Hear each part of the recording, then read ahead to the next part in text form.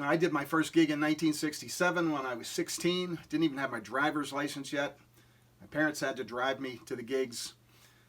I've played little dinky blues bars, and I've ridden to gigs on a tour bus. So I do have some experience. I've taken my turn at booking bands.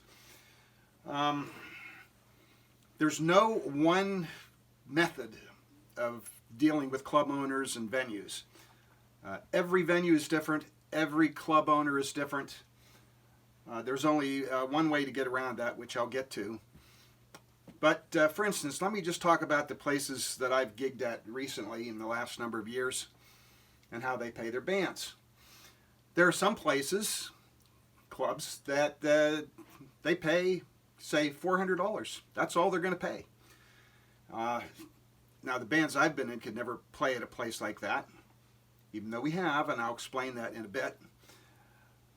But those places usually have a built-in crowd.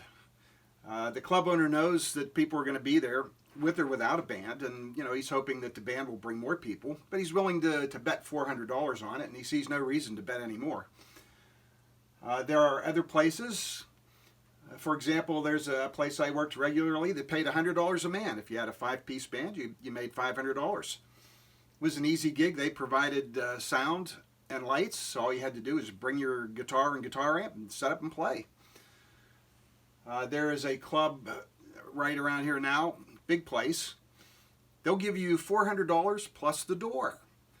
And that can turn out to be a really good deal because, you're making $5 a head at the door, and you got $400 on top to, usually pay for sound or lights or whatever. That works out well. So there's just all kinds of differences in how club owners and venues pay. There's only one thing that can make a difference, and that is the number of people that come through the door when your band plays. If you're drawing 300 people through the door, you'll make money. That $400 club owner will pay you more, considerably more, if he knows there's going to be 300 people through the door. So I guess my suggestion would be work on what you need to do to get those 300 people through the door.